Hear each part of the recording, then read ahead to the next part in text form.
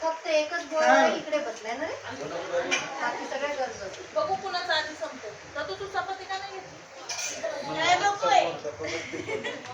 चपाती नाही घेतली.